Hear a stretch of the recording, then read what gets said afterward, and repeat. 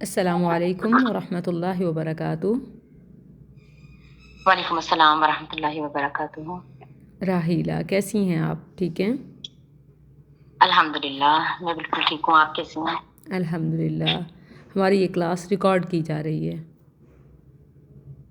جی جزاکم اللہ۔ بسم اللہ والحمد للہ وسلام علی عبادہ الذین اصطفیٰ، اما بعد۔ ایک فرسٹ آفیشیل کوسچن، راحیلہ الحمدللہ آپ نے دورہ قرآن مکمل کیا، اور آئی ڈونٹ نو کہ آپ نے کب سے اس جرنی کو سٹارٹ کیا ہوا ہے، تو میں چاہتی ہوں کہ آپ اپنا ایجوکیشنل بیک گراؤنڈ خود بتائیے۔ ڈاکٹر صاحبہ، الحمدللہ میری تعلیمی قابلیت تو ایم ایس اسلامک اسٹڈیز ہے، لیکن میں نے یہ ایم ایس جو ہے وہ کافی گیپ کے بعد کیا ہے، اور ماسٹرز ان اسلامک اسٹڈیز جو کیا تھا وہ بھی ایک بائی چانس تھا، اس لیے کہ اس سے پہلے میرا یہ سبجیکٹ نہیں تھا۔ میں اکنامکس کی اسٹوڈنٹ تھی اور خواہش اور ارادہ بھی اسی میں کرنے کا تھا، لیکن اللہ نے جس طرف چاہا خود سے وہ لے گیا، اور اس کے بعد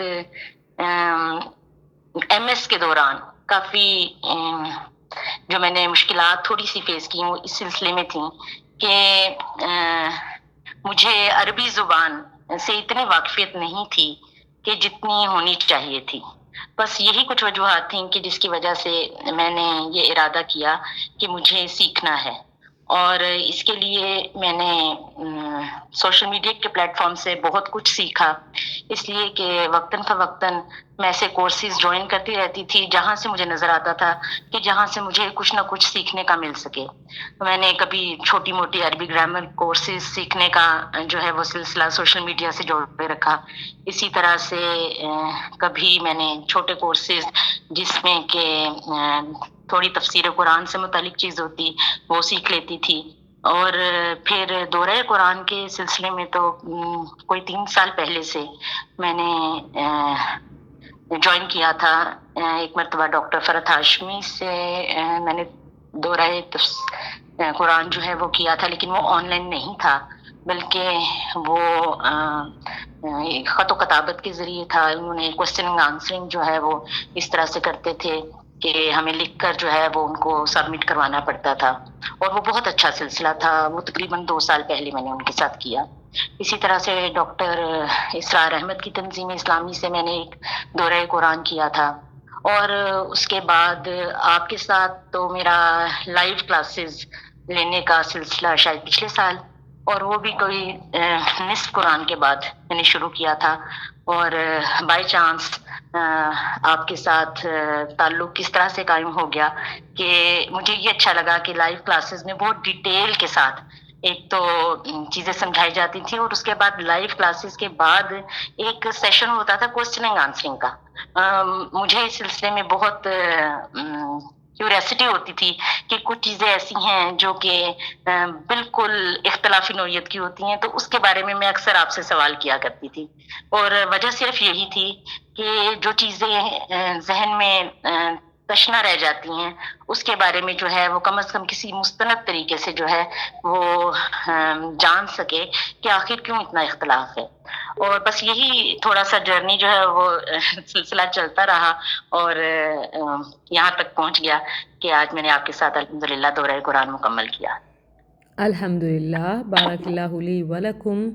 اور ایک چیز جو میں نے ابھی آپ کی گفتگو سے اخذ کی کہ سوشل میڈیا کا استعمال، اچھا عموماً اس کے سائیڈ ایفیکٹس بتائے جا رہے ہوتے ہیں جو کہ 100% مسلم ہیں، لیکن الحمدللہ پرسنلی میری جرنی، اور الحمدللہ میں دیکھتی ہوں کہ خواتین کی جرنی جو جس چیز کو تلاش کرنا چاہتا ہے، جس کھوج میں ہوتا ہے، اللہ کے فرمان کے مطابق اللہ وہی راستہ اس کے لیے آسان کر دیتا ہے۔ تو مائنڈ سیٹ بدلنے کی ضرورت ہے، ڈائریکشن لینے کی ضرورت ہے، اور آپ نے سوشل میڈیا کو دین سیکھنے کا سورس بنا لیا۔ مجھے اپنی موٹیویشن اور استقامت اس میں یہ بھی ملی کہ جو کوسچننگ آنسرنگ ہے اسپیشلی لائیو، تو یہ بہت اہم ہے۔ میرے پاس اکثر وہ مسائل آ رہے ہوتے ہیں جو آڈینس مختلف اسکالرز سے سننے اور سیکھنے کے بعد جس چیز میں سٹک ہوتی ہے وہ میرے پاس لے آتے ہیں، تو میں یہاں یہ ریکمینڈ کروں گی کہ جو اسکالرز دین پھیلا رہے ہیں وہ ضرور اپنی آڈینس کو کوئی ایسی اپرچونٹی دیں، اسپیشلی میل، کہ مجھے نہیں پسند کہ میل پرابلمز میرے پاس آئیں. میں انہیں ہینڈل بھی کرتی ہوں، ریفر بھی کرتی ہوں کہ آپ اپنے میل اسکالر سے رابطہ کریں. لیکن یہ ون سائیڈڈ گیم ہو رہی ہے اکثریت کی. لائک لیکچرز جا رہے ہیں، اور جو اگر کوئی کوسچن یا کیوری ہوتی ہے تو ان کو بر وقت جواب نہیں ملتا، یا وہ اسی سے جس سے انہوں نے کوئی سوال اخذ کیا اس سے جواب نہیں لے پاتے. تو یہ بہت اہم چیز ہے کہ ہمارے اس جرنی میں خود یہ اہمیت مجھے اس کی معلوم ہوئی. الحمدللہ. بالکل ایسا اچھا، اسپیشلی آپ پریکٹیکل لائف میں کیا کر رہی ہیں؟ میں ایک نجی کالج سے وابستہ ہوں اور درس و تدریس سے میں لیکچرر ہوں الحمدللہ، اور 20 سال سے زائد سے میں وہاں پڑھا رہی ہوں. لیکن سیکھنے کا جو شوق ہے نا، وہ مجھے بیسیکلی اسی چیز سے کہ مسلسل اپنے نالج کو اپڈیٹ کرنا چاہیے، کیونکہ بعض اوقات بہت ساری چیزیں ہم ایسی کنوے کر جاتے ہیں کہ نئی جنریشن اس میں جو ہے وہ کوسچنز ریز کرتی ہے، لیکن اگر انہیں تسلی بخش جواب نہ دیا جائے تو وہ کنفیوز رہتے ہیں، بالخصوص مذہب کے معاملے میں. تو میرے ساتھ بھی ایسا ہی تھا. الحمدللہ میرے پاس کالج کی کلاسز ہوتی ہیں، تو وہ ایج ایسی ہوتی ہے کہ 18 سال یا 19 سال کی بچیاں جو ہیں عموماً، اور بچے بھی، اس طرح کے سوالات جو کہ ہاٹ ایشوز ہوتے ہیں، برننگ ایشوز ہوتے ہیں، موجودہ ملکی مسائل سے متعلق ہوتے ہیں، اس کو مذہب کے ساتھ جوڑتے ہیں. تو پھر وہ جو نیئرسٹ ان کے پاس سیکھنے کا ذریعہ ہوتا ہے وہ استاد ہوتا ہے، وہ ان سے وہ سوالات کرتے ہیں. تو جب تک استاد کا مائنڈ کلیئر نہیں ہوگا، تو اگر اس نے غلط انفارمیشن آگے پہنچا دی تو میرا خیال ہے کہ ایک بندوق سے تو صرف ایک شخص کو مارا جا سکتا ہے، لیکن ایک استاد جو ہے وہ کئی ذہنوں کو تباہ کر سکتا ہے غلط معلومات پہنچانے سے. اللہ اکبر، آپ نے بڑی اہم بات کی ہے. لٹرلی ایسے لگا ہے کہ میرے قلب و اذہان ذہن پہ جیسے کوئی بم گرا ہو نا، کہ مطلب بندوق کے ایک فائر سے ایک بندہ مارا جا سکتا ہے، اور استاد اگر غلط کنسیپٹ والا ہے جو اس کے آنسر سے تو پوری کلاس اور پھر اس کے ذریعے سے کئی نسلیں تباہ ہو سکتی ہیں. اللہ اکبر. تو یہ جو ٹیچرز کے کنسیپٹس ہیں خاص طور پر اسلامک، یعنی وہ اپنے ملک کی اپنی دنیا کے مسائل لے کے آتے ہیں اور پھر مذہب کے ساتھ جوڑ کے ایک تضاد اور مذہب سے دوری اختیار ہو جاتی ہے. تو انشاءاللہ اسکلز کا جو یہی موٹیو ہے کہ ہم جو قرآن و حدیث کا پیور نالج ہے وہ ہم اسکول کے ذریعے سے دیں. جی بالکل. مجھے آپ سے ساتھ وابستگی جو ہوئی ہے وہ زیادہ یوں سمجھ لیجیے کہ جھکاؤ اسی لیے ہوا کہ میں یہ محسوس کرتی تھی کہ دنیاوی تعلیم اور دینی تعلیم میں حاصل کرنے والوں میں بہت گیپ ہے. یہ چیز میں نے اس وقت بھی محسوس کی تھی جب میں نے ایک عرصے کے گیپ کے بعد MS کیا تھا. چونکہ میں نے جب اس کے ایڈمیشن کے لیے ٹیسٹ دیا تھا تو مجھے وہاں پر دیکھا میں نے کہ بہت سارے دینی مدارس سے لوگ آتے ہیں ایڈمیشنز کے لیے، لیکن ان کی جو دنیاوی تعلیم جیسے انگلش سکلز ہوتی ہیں، انگلش لینگویج کی، وہ کچھ کمزور ہوتی ہیں، اور اگرچہ دینی لحاظ سے ان کے پاس بیش بہا علم ہوتا ہے. اسی لیے وہ کچھ گیٹ کے ٹیسٹ اور کچھ اس طرح کی چیزیں جو ہیں وہ اس میں سکسیسفل نہیں ہوتے ہیں. تو مجھے اس وقت بھی فیل ہوئی یہ چیز کہ ہم یونیورسٹیز اور کالجز سے پڑھے ہوئے لوگ شاید ان مضامین میں تو بغیر تیاری کے بھی چلے جائیں تو پاس ہو جاتے ہیں، لیکن ہماری بیسک چیز عربی لینگویج جو ہے نا وہ ویک ہوتی ہے. اور یہ اتنا بڑا گیپ ہوتا ہے کہ مجھے کچھ چھوٹی موٹی اسائنمنٹس کی تیاری کے لیے بھی مجھے ہیلپ لینا پڑتی تھی عربک لینگویج کی سلسلے میں. تو وہ بس وہیں سے مجھے یہ بہت فیل ہوتا تھا گیپ. تو میں خواہش رکھتی تھی، میرے دل میں خواہش تھی کہ ہمارے ملک میں کیوں نہیں اس طرح کا نظام تعلیم آتا کہ یہ گیپ کو فل کیا جائے، جہاں پہ یہ دونوں جو ہیں وہ ایسے بچے ایسے تیار ہو کر نکلیں کہ جو دینی اور دنیاوی دونوں طور پر جو ہے وہ اتنے فارم ہوں. بالکل بالکل. تو بس اس میں پہنچ گئی. الحمدللہ جب ہم ضرورت کو محسوس کرتے ہیں تو پھر اللہ تعالیٰ سوال کے بعد جواب آتا ہے. جب یہ سب کے ذہنوں میں سوال آ رہا تھا تو انشاءاللہ اسکلز اس کا جواب ہے. اور یہ تو صرف ایک نام ہے، اللہ تعالیٰ بے شمار کئی ذریعوں سے کئی ناموں سے اس کام کو بڑھائے گا. اور امت کو غلبہ بخشے گا، مسلمانوں کو ڈائریکشن ملے گی انشاءاللہ۔ انشاءاللہ۔ اچھا، آپ نے شروع میں جو بات کی کہ مختلف ہم لیکچر سنتے ہیں یا علم لے رہے ہوتے ہیں تو اسی سے ہی پھر کوئی ہمارے اندر سوال پیدا ہوتا ہے جس کا ہمیں کوئی باقاعدہ سورس نہیں ملتا، یا ایٹ لیسٹ جس اسپیکر سے ہم وہ نالج لے رہے ہوتے ہیں اس سے ہمارا کوئی ڈائریکٹ کنیکشن نہیں ہوتا، کہ تاکہ ہمارے ذہن میں آپ کا لیکچر سن کے کوئی سوال آیا ہے تو ہم آپ سے جواب بھی لے سکیں یا اس کی وضاحت لے سکیں۔ اچھا، اسی طرح کل ایک اسٹوڈنٹ نے ہماری کلاس کی ہی ہیں، ایک مجھے انہوں نے واٹس ایپ وائس بھیجا جس میں ان کا کوسچن تھا، لیکن اس وقت میں ایسے مصروف تھی کہ ان کو رپلائی نہیں کر سکی۔ اب آپ کا الحمدللہ میں دیکھتی ہوں کلاس میں بھی آپ کا ایکسپوئر بھی، آپ کا نالج بھی، تو میں چاہوں گی کہ یہ آؤٹ آف سلیبس دورہ قرآن سے ہٹ کے، یا مے بی ہم نے دورہ قرآن یا کم از کم تفسیر کلاس میں اسے ضرور ڈسکس کیا ہوگا۔ ایک کوسچن ہے، اگر آپ اس میں بریف کر سکیں تو انہیں بھی جواب ہو جائے گا، اور یہ ساتھ اس کی مثال بھی ہے جو ابھی ہم ٹاپک لے کے چل رہے ہیں، اور وہ یہ ہے کہ رسول اللہ صلی اللہ علیہ وسلم نے ایک موقع پہ بشارت دی کہ اتنے ہزار لوگ بلا حساب جنت میں جائیں گے۔ وہ حدیث عکاشہ، سابقہ کا بہا عکاشہ، تو اس میں آپ صلی اللہ علیہ وسلم نے جو وجہ بتائی تھی وہ یہ تھی کہ وہ نہ دم کراتے ہوں گے، اور نہ وہ رقیہ، اور نہ دم، اور نہ اس طرح کسی سے ایسا کچھ چیز، لا یسترقون، نہ کرتے ہوں گے نہ کراتے ہوں گے۔ تو ان کا یہ سوال ہے کہ ہم تو یعنی ہم تو مطلب دم اور اسی طرح رقیہ اور قرآنی آیات، صورتوں اور مستند احادیث نبویہ سے یہ سب سیکھتے اور کرتے آئے ہیں، تو کیا ہم پھر اس فضیلت سے باہر ہو گئے، یا ہمیں اسے چھوڑ دینا چاہیے اس فضیلت کو پانے کے لیے، یا یہ اپوزٹ کیوں ہو رہا ہے؟ ایک طرف سکھایا جا رہا ہے، دوسری طرف اسے فضیلت سے محروم رکھا جا رہا ہے۔ اچھا ڈاکٹر صاحبہ، آپ کے سوال کے دوران شاید انٹرنیٹ ڈسکنیکٹ ہو گیا تھا اور میں پورا مکمل نہیں سن سکی، صرف میں نے یہی سنا کہ ایک حدیث عکاشہ کے مطابق جو ہے وہ بغیر شاید 70,000 لوگوں کو جنت میں داخلے کی نوید سنائی گئی ہے۔ جی اس کے بعد میں آپ کا سوال نہیں سن پائی ہوں۔ جی، وہ کہتی ہیں پھر احادیث میں بھی ہمیں خود رسول اللہ صلی اللہ علیہ وسلم کے کرنے اور آپ پر کیے جانے اور آپ کا اصحاب رسول اپنے ساتھیوں کو تعلیم دینے کا ذکر ہے کہ فلاں صورت سے، فلاں آیت سے، فلاں دعا سے دم کرو، تو کیا وہ سب پھر اس فضیلت سے محروم ہو جائیں گے، یا جو ہم کرتے کراتے ہیں؟ ایک طرف سکھایا جا رہا ہے اور دوسری طرف فضیلت ان لوگوں کی بتائی جا رہی ہے جو یہ دم نہیں کرتے کراتے، تو یہ تضاد کیوں ہے، یا اس کا جواب کیا ہے؟ اچھا ڈاکٹر صاحب، میرا علم تو اتنا نہیں ہے اور نہ حدیث کی تطبیق کے سلسلے میں، لیکن پھر بھی نبی اکرم صلی اللہ علیہ وسلم کا عمل جو ہے جس درجے تک موجود ہے اس درجے تک تو اپنانا امت کے لیے کافی ہے۔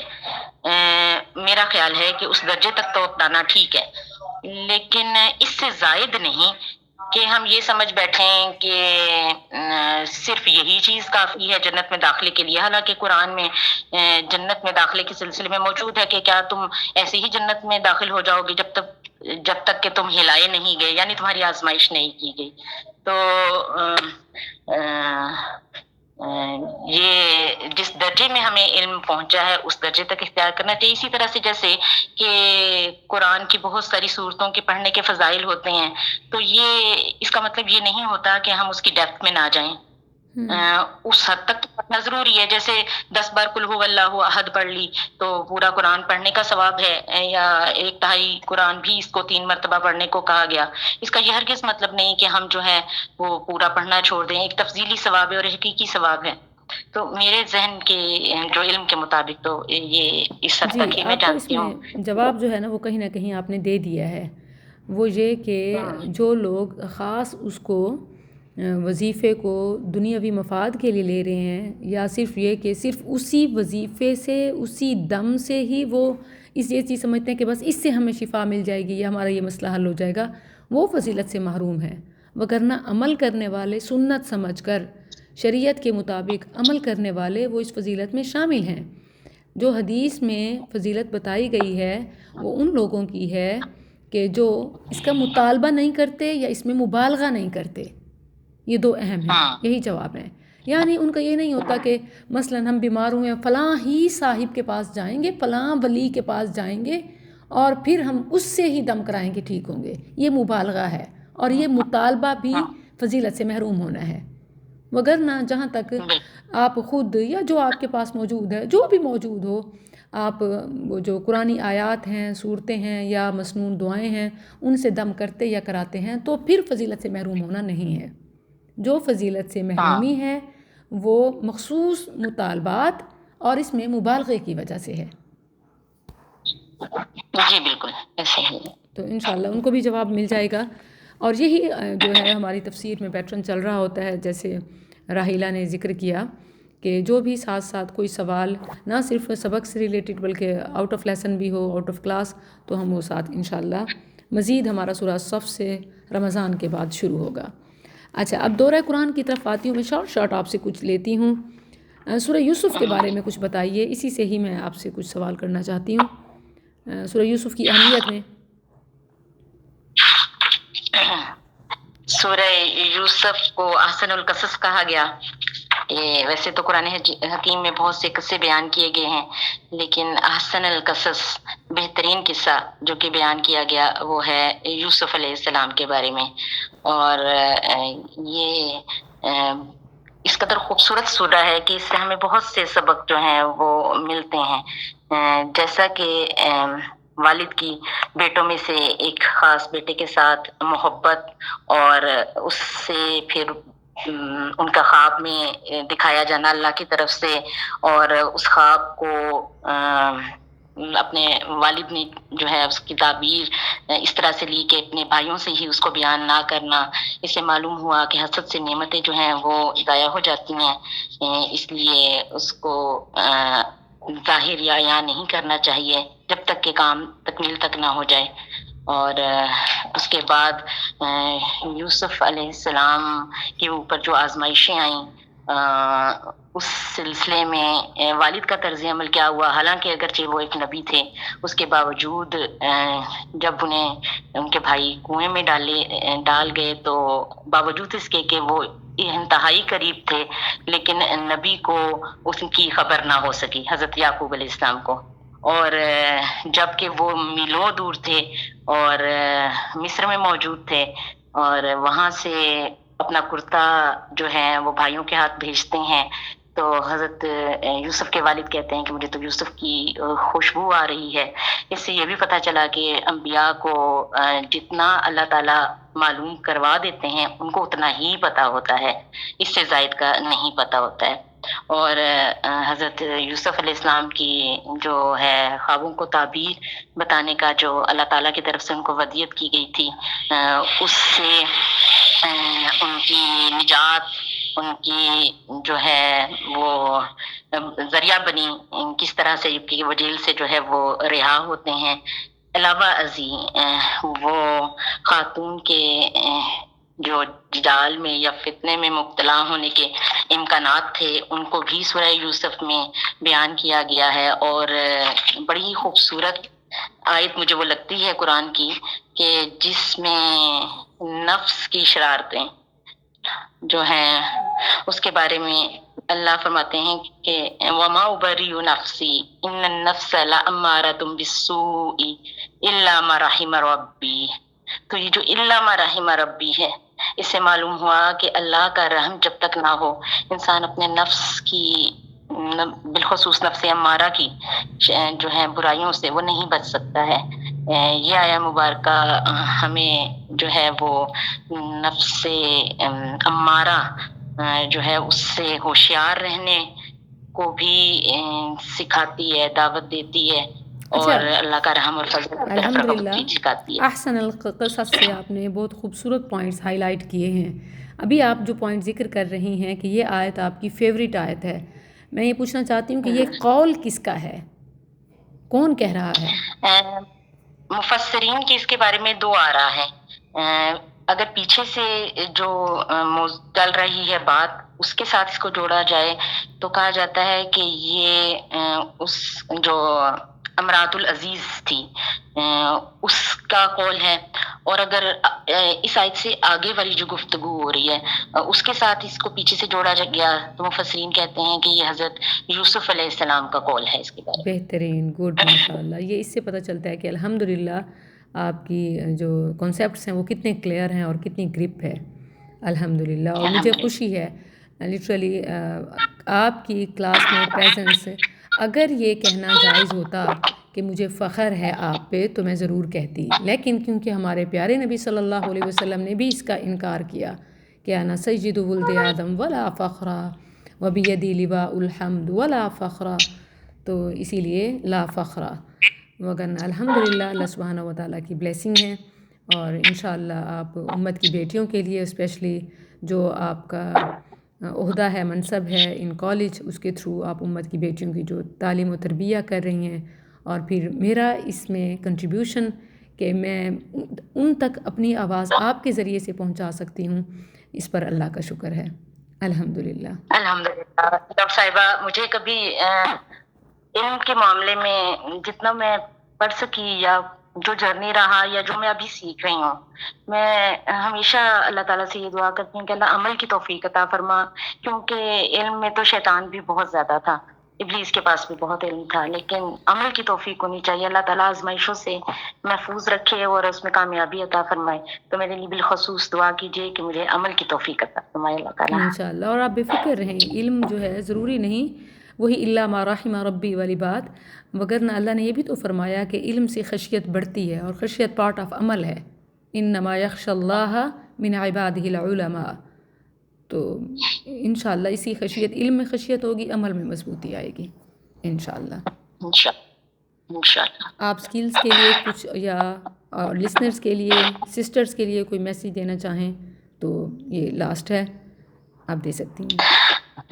اسکلز کا جو ویژن آپ لے کر چل رہی ہیں، مجھے مستقبل میں یوں لگ رہا ہے کہ ایک بہت کامیاب ادارہ انشاءاللہ ہم اپنی زندگی میں یہی دیکھیں گے کہ جہاں پر دینی تعلیم کے ساتھ ساتھ دنیاوی تعلیم بھی جو ہے وہ اس حد تک دی جائے گی کہ وہیں سے نکلی ہوئی بچیاں جو ہیں وہ انشاءاللہ ایک درخشاں ستارہ بن کر ابھریں گی.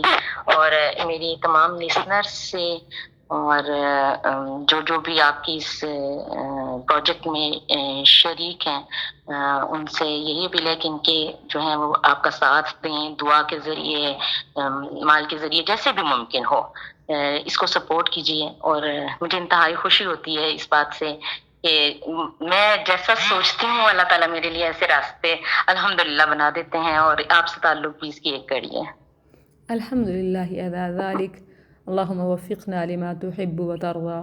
سبحانك اللهم ربنا وبحمدك نشهد أن لا إله إلا أنت نستغفرك ونتوب إليك. جزاكم الله خيرا. السلام عليكم ورحمة الله وبركاته. جزاک اللہ خیر. وعلیکم السلام ورحمۃ اللہ وبرکاتہ.